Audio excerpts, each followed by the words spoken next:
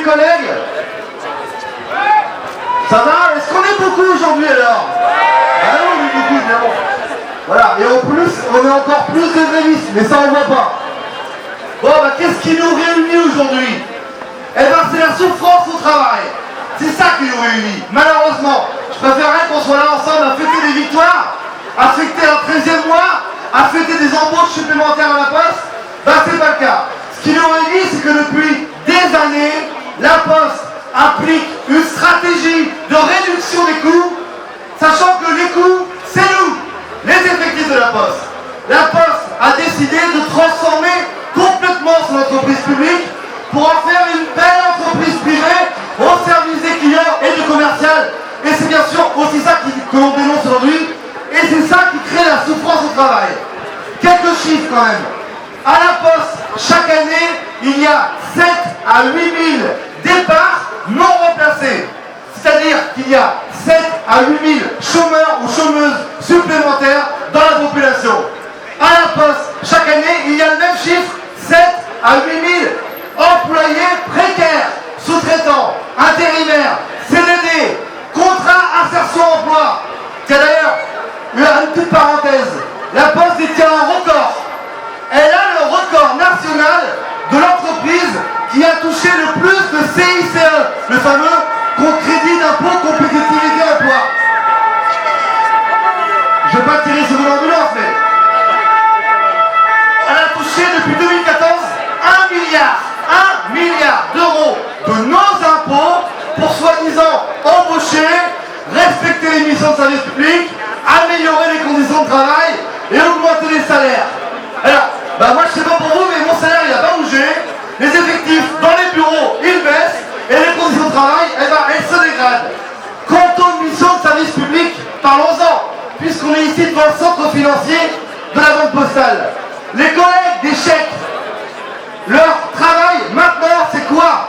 C'est ce qu'on appelle la segmentation de la clientèle. Ça veut dire quoi? Ça veut dire que maintenant, la population qui peut normalement venir à la Poste pour avoir des produits bancaires normaux, la population elle est segmentée en niveau MS1, MS2, MS3 et pour la grande majorité MS4. Ça veut dire quoi? C'est-à-dire que la Poste elle relègue des citoyens ou des citoyennes dans les bas-fonds et elle se sert de leur fric pour servir les riches. Voilà, on est là aussi dans une inégalité sociale que la Poste est la première à mettre en œuvre. Autre chose, les métiers, parce que je vais parler des bureaux de poste, Thierry en parle après. Les métiers de la distribution, les facteurs, les factrices, les agents de tri, les agents de collecte, les gens qui travaillent à Coliposte, eux aussi voient une dégradation de leur condition de travail. Parce que le quotidien d'un facteur, d'une factrice, c'est, il n'y a pas assez de monde dans le bureau pour faire les tournées. J'ai une double tournée. Je ne sais pas si quand je reviens de repos, j'ai quelqu'un qui a fait ma tournée. Et quand je dépasse, on me dit que j'ai pas assez vite. Et si j'ai des difficultés, on me dit que j'ai qu'à changer d'emploi. C'est ça la politique que la Poste nous balance à la tronche. Au lieu d'investir dans l'humain, au lieu d'embaucher massivement pour que chaque personne ici en France puisse bénéficier d'une banque propre, d'un bureau de poste ouvert et d'un agent de distribution qui passe tous les jours et qui passe pas là pour lui vendre des services commerciaux. On n'est pas des démarcheurs, on n'est pas des vendeurs d'aspirateurs ou de chaussettes. On est là pour amener des colis, du courrier et éventuellement du lien social. Mais du lien social pas facturé, du lien social gratuit. C'est ça l'émission des agents de la service de la Poste. C'est ça qui fait que notre métier normalement il avait un sens. C'est qu'on servait la population et là maintenant on doit servir des clients. Cette stratégie du client roi, cette stratégie de la réduction des coûts, cette stratégie de la casse de nos métiers, c'est ça qui crée la souffrance au travail.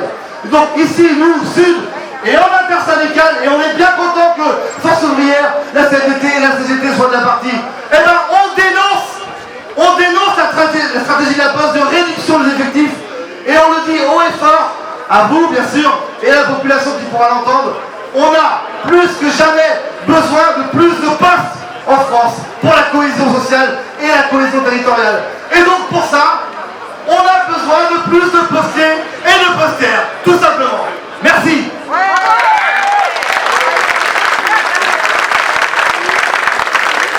Alors un petit mot pour compléter pour le réseau. Alors, ce qui se passe au réseau, pour résumer, il faut se rappeler 2013. En 2013, le nouveau PDG de la Poste, c'est Philippe Val. Philippe Val, c'est un affairiste bancaire européen. Si l'on connaît à la tête de la Poste, c'est pas pour rien. Il a fait le grand bal en Écosse, pendant la crise des subprimes. Il a fait couler la banque.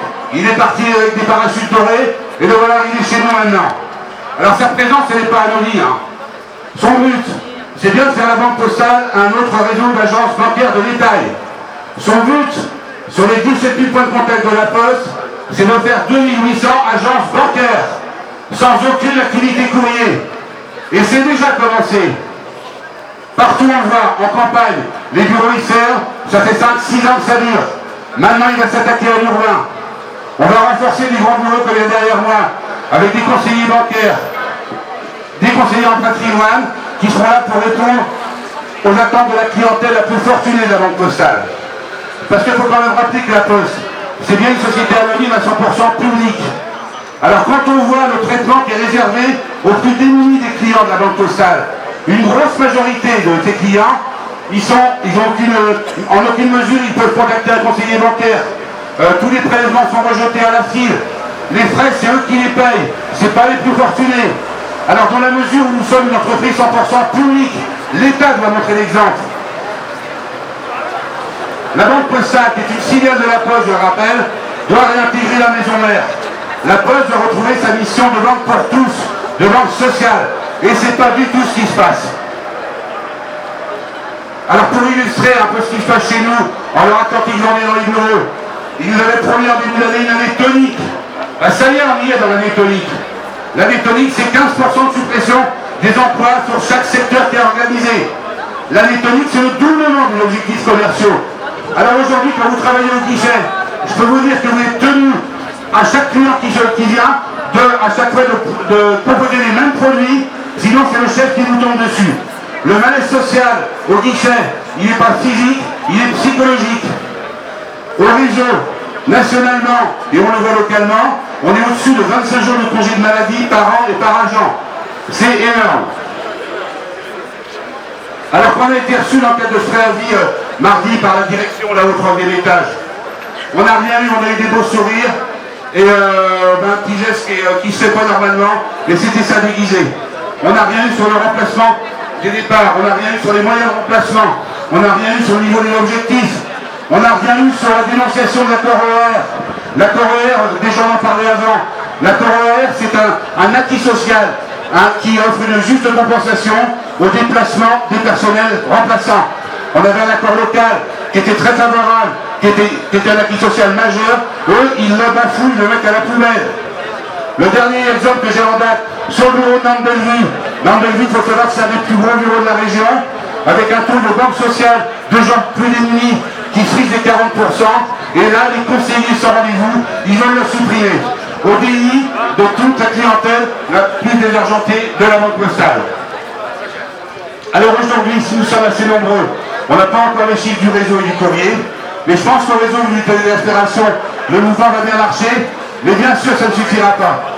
Alors c'est pour ça, nous appelons, nous Sud, à ce que tous les agents du réseau s'inscrivent dans le mouvement des 4 samedis. Nous allons déposer des préavis sur les derniers samedis de décembre, le samedi 10, le samedi 17, le samedi 24 et samedi 31 décembre. Parce que là, il va falloir qu'ils entendent la souffrance des personnels et les dégradations de la clientèle la plus défavorisée dans le postal. Merci.